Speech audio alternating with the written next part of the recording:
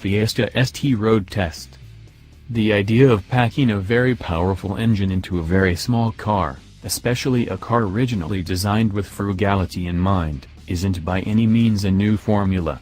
It's been done over and over again, over decades, to spice up lineups and add bragging rights. And while some transcendent models like the Volkswagen GTI, Honda Civic Si, and Mazda Speed3 have rightly earned that halo over the years, we can think of plenty that were duds.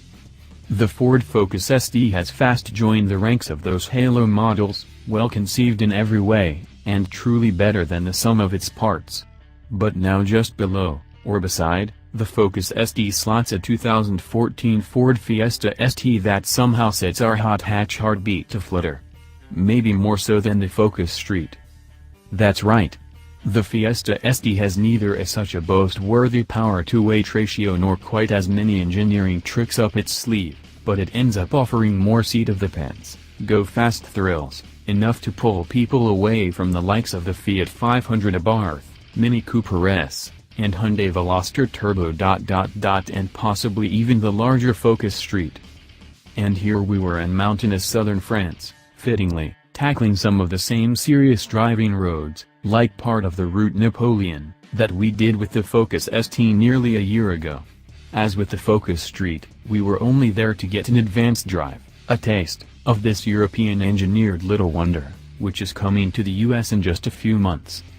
Ford's smallest car, packed with EcoBoost. First off, back to that familiar idea, the powerful engine is the new EcoBoost 1.6-liter, with turbocharging, direct injection, and variable valve timing, the same one that we've enjoyed in the midsize Ford Fusion, TCC's 2013 best car to buy, and the Ford Escape. In the Fiesta ST the engine makes 180 horsepower, 2 more than in the Fusion and Escape, and 177 pound-feet.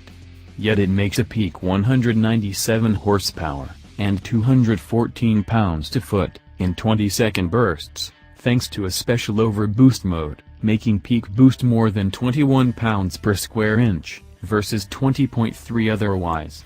Simply back off the accelerator briefly, and you earn another 20 seconds.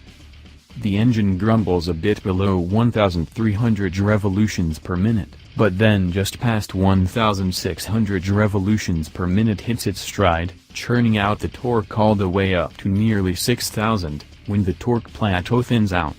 This is an engine that loves to be revved in the 3,500 to 5,500 revolutions per minute range, where you reap the most benefit from the turbos, it seems.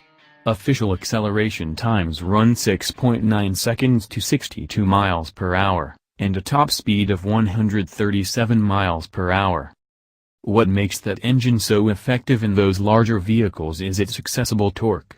Yet here it's in a car that's about 700 pounds lighter than the Fusion and nearly 1,000 lighter than the Escape.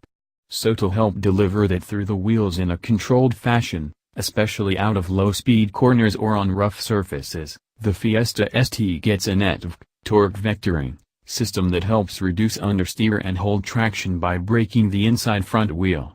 Separately, the stability control system has a full off mode, along with a wheel slip mode for intervention only during all-out hunnage. Suspension-wise, Ford hasn't changed the fundamentals from what's offered in more pedestrian Fiestas. That's alright, as we already thought that the Fiesta is one of the best handling, or at least best steering, budget subcompacts on the market. But here, springs are stiffer, dampers are recalibrated, and the car's center of gravity has been lowered by more than a half-inch. Add in modified front steering knuckle, a little more negative camber, and a revised rear twist beam layout, with more roll stiffness, the ST feels far more flat and composed in corners than we'd expect. In truth, the road surfaces in southern France are quite good, with only a few juddery pavement surfaces on some of the narrower country roads, so we'll have to reserve judgment on the ride quality and road noise, as well as the effectiveness of the rear twist beam layout, until we get this car out on either frost-heaved Michigan or New York roads, or out on the coarse surfaces we see on Oregon highways and back roads. We've long held a belief that the Fiesta steering is one of the best in this class. Now with proper grip and sharper tuning, What we can confirm that from these challenging roads is that this little hatch never feels nervous. It feels lockstep with the road, confident enough on aggressively ground roads or irregular surfaces, yet it loads and unloads with confidence in tight hairpins and feels like a light, quick ratio unit ideal for close quarters city driving as well. The only disappointment, perhaps, is the turning circle. When a navigation detour that took us up a French village alleyway too sharply zigzagged even for a Fiesta, followed by a dead end with a stern, stoop-sitting black cat meeting our glance, we noticed that we didn't have the standard Fiesta's turning circle, 36.7 versus 34.4 feet.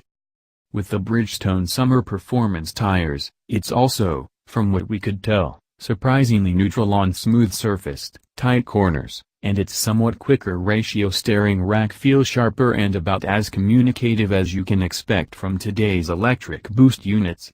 The SD is the first Fiesta to get rear disc brakes, and there's a larger master cylinder compared to all the other models in the lineup, which amounts to a firmer pedal feel. For one, the seating position in the Fiesta SD is quite a bit different. Even though the snug Recaro Sport seats you get in the Fiesta SD look much the same as those in the Focus ST, they're not. Ford officials insist, you tend to sit higher over the beltline in the Fiesta, with a better view out, perhaps, and definitely with less of the Focus confining feeling that the instrument panel is enveloping you. Considering that I'm 6'6", irrepressibly tall as I was called the other day, and can't get all that comfortable in the short, flat seats in the base Fiesta, our editorial director Marty Paget asked me beforehand if I fit in the Fiesta. The Recars, a $1,995 option, are almost magical. While some might think purchase these aggressively bolstered are out of place in such a car, or perhaps too tight around the middle, they're supportive in ways the base seats aren't, and they make all-day trips in the SD suddenly sound desirable. By the end of a day's driving, including steep, windy roads, and plenty of revving to enjoy that engine sound, we'd averaged 9.3 liters/100 kilometers, or about 25 miles per gallon. Even more impressive is that Ford is expecting an EPA projected 34 miles per gallon highway from the Fiesta's treat.